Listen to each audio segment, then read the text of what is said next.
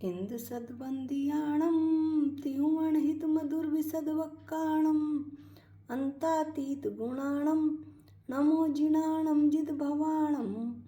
हम सभी पंचअस्तिकाय संग्रह का अध्ययन कर रहे हैं और पंचअस्तिकाय संग्रह के अध्ययन में हम प्रथम अधिकार का वर्णन कर रहे थे। प्रथम अधिकार का वर्णन करते हुए हम जीव अस्तिकाय का वर्णन कर रहे हैं।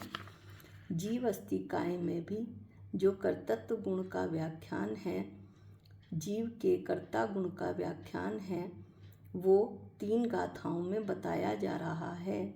गाथा 53 का स्वाध्याय हमने कर लिया था। आज हम गाथा 54 का स्वाध्याय करेंगे। गाथा पाठ करते हैं। एव सदा सदो विनाशो असदो जीवस्य हवदि उपपादो इदि जिण वरेहिम भड़िदम अण्णोन्नम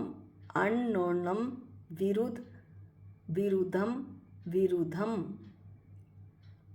अन्वयार्थ में देखते हैं कुंद स्वामी क्या कहते हैं।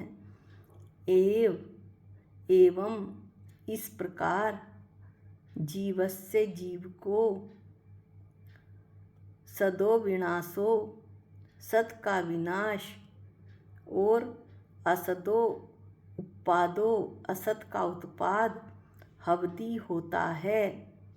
इदि ऐसा जिणवणेहिम भड़िदम जिणवणों ने कहा है। अण्णोन्नम विरुद्धम जो कि अन्योन्य विरुद्ध है, 19वीं गाथा के कथन के साथ विरोध वाला है। तथापि अविरुद्धम फिर भी अविरुद्ध है। यद्यपि पंचअस्तिकाय की जो भाषा है वो थोड़ी टफ है, लेकिन इसे अगर समझ में आए तो ये बहुत ही भेद ज्ञान के लिए और बहुत ही मन को शांति प्रदान करने वाली गाथाएं हैं, यदि हम थोड़ा समझने की कोशिश करें।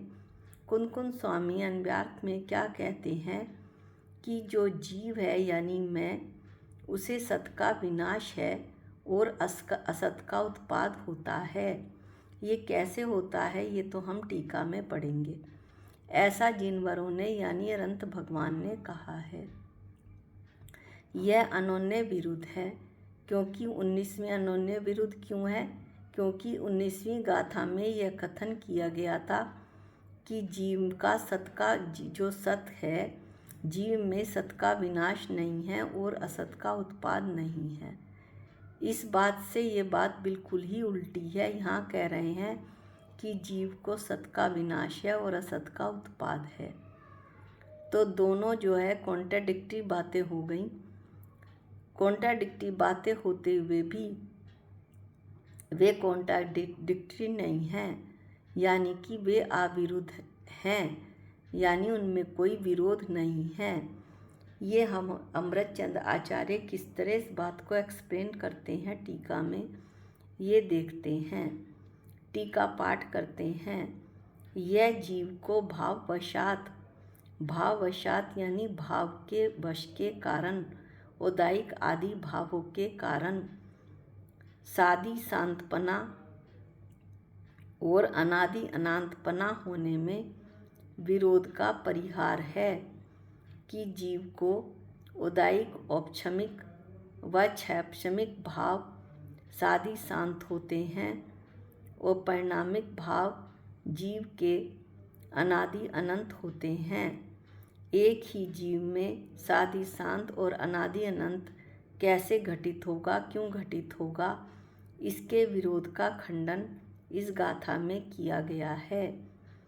इस प्रकार वास्तव में 5 भाव रूप से स्वयं परिणत होने वाले इस जीव को कदाचित औदायिक ऐसे एक मनुष्य आदि स्वरूप भाव की अपेक्षा से सत का विनाश है। यानी कि 5 भाव रूप से कौन परिणमित होता है?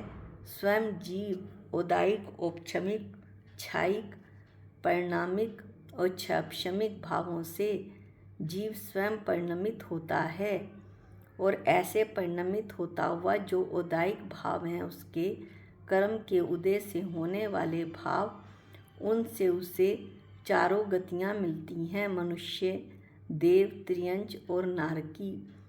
तो अमृतचंद आचार्य कहते हैं कि औदायिक भाव की अपेक्षा जो उसे गति मिली है मनुष्य स्वरूप की, उसकी अपेक्षा से सत का विनाश है। यानी जब तक नाम कर्म के उदय से मनुष्य नाम कर्म के उदय से उसे मनुष्य गति मिली, और जब आयु कर्म खत्म हो जाएगा मनुष्य आयु कर्म, तो उसका विनाश हो जाएगा। और औदायिक ही और दूसरा भी जो उसे दूसरे भव में दूसरी गति मिलेगी वो भी कर्म के उदय से मिलेगी। तो दूसरे भव में जो गति मिलेगी वो मान लो देव गति उसे मिलती है, तो वो भी भाव की अपेक्षा से जो देवत्व स्वरूप भाव की अपेक्षा से असत का उत्पाद है। क्या मतलब हुआ इस बात का कि अभी ये जो देवत पर्याय है, देव की पर्याय है, वो हमारे पास नहीं है, इसलिए ये असत का उत्पाद कहा। और जो मनुष्य की पर्याय है वो अभी है यानी सत है, तो सत का विनाश होगा और असत का उत्पाद होगा। और यह कथन सत का विनाश नहीं है तथा असत का उत्पाद नहीं है। ऐसे जो पहली गाथा है 19वीं गाथा उसके साथ विरोध वाली है, होने पर भी विरोध वाली नहीं है। कारण, अब कारण आचार्य बताते हैं कि कारण क्या है। जीव को द्रव्य आर्थिक न्याय के कथन से सत का नाश नहीं है। यानी जीव को यदि जीव द्रव्य की अपेक्षा से देखा जाए तो सत का नाश नहीं है, वही जीव है और असत का उत्पाद नहीं है। यानी कि मनुष्य पर्याय में भी जीव था और देव पर्याय में भी वही जीव गया, और उसी को यदि हम पर्याय आर्थिक जीव द्रव्य की अपेक्षा न देखकर जीव को पर्याय आर्थिक न पर्याय की दृष्टि से देखा जाए, पर्याय की दृष्टि से कथन किया जाए तो सत का नाश है, क्योंकि मनुष्य पर्याय का नाश हुआ और देव पर्याय असत का उत्पाद हुआ, देव पर्याय का उत्पाद हुआ। और यह अनुपन्न भी नहीं है, अनुपन्न यानी असंगत नहीं है, कोई ये झूठ बात नहीं है, ये युक्तिपूर्ण बात है। कितना सुंदर दृष्टांत आचार्य दे रहे हैं, क्योंकि नित्य ऐसे जल में कल्लोलों का अनित्यपना दिखाई देता है।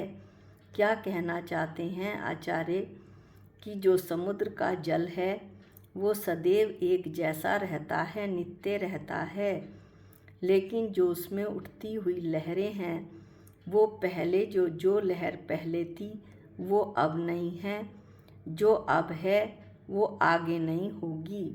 इस तरह समुद्र का जल नित्य है और जो लहरें हैं वो अनित्य हैं।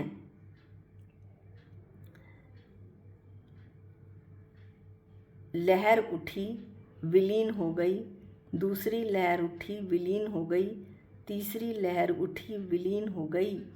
इस तरह से सारा समुद्र का जल अलग है, सारा समुद्र का जल एक ही है, कोई अलग अलग नहीं है। लहरें भी जल में ही हैं, पर लहरें अनित्य हैं और समुद्र नित्य है। इससे यह कंक्लूज़न निकलता है कि अनित्य तरंगों सहित समुद्र नित्य दिखाई देता है, यानी कि उसमें तरंगे तो उठती और बैठती रहती हैं, लेकिन समुद्र फिर भी एक ही जैसा रहता है। उसी प्रकार से सादी शांत भावों सहित अनादि अनंत जीव द्रव्य दिखलाई देता है। यानी कि 3 भाव हैं, जो उदायिक, औपशमिक और क्षैपशमिक भाव, वो सादी शांत भाव हैं, और परिणामिक भाव अनादि अनंत हैं, जीव द्रव्य का स्वभाव हैं। अब आचार्य कहते हैं कि जीव को अनादि अनंत तथा सादी शांत कहा है।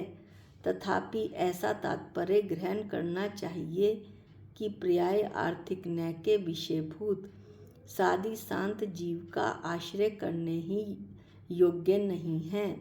जो सादी शांत जीव है, यानी जीव के जो तीन परिणाम हैं, औदायिक, औपक्षमिक और क्षैपक्षमिक, वे आश्रय करने योग्य नहीं हैं। द्रव्य आर्थिक न्याय के विषयभूत जो अनादि अनंत स्वभाव है, निगोद से लेकर सिद्ध तक टंकोत्कीर्ण बना बनाया, जैसे संगमरमर के पिलर पर कलाकार ने अपनी कला को टंकोत्कीर्ण कर दिया हो, खोद दिया हो, फूल पत्ती और प्रतिमाओं के साथ, अब वो ऐसे का ऐसा ही रहेगा। ऐसा मेरा सिद्ध स्वभाव है। ज्ञायक स्वभावी, ज्ञाता दृष्टा, जानने देखने वाला, निर्विकार, विकारों से रहित, राग देश से रहित, नित्य आनंद स्वरूप, अनंत आनंद स्वरूपी मेरा जीव द्रव्य है। उसी का आश्रय करने योग्य है कि मैं सिद्धो समान हूँ, मैं चेतन भगवान आत्मा हूँ। ऐसा इस गाथा में बताया है। अगली गाथा हम अगले वीडियो में पढ़ेंगे। आज के लिए इतना ही। निज निधि निज में बताई, ये अनंत उपकार है। इसके लिए जिन वाणी माँ को वंदनानंत बार है, वंदनानंत बार है। सबको जय जिनेंद्र।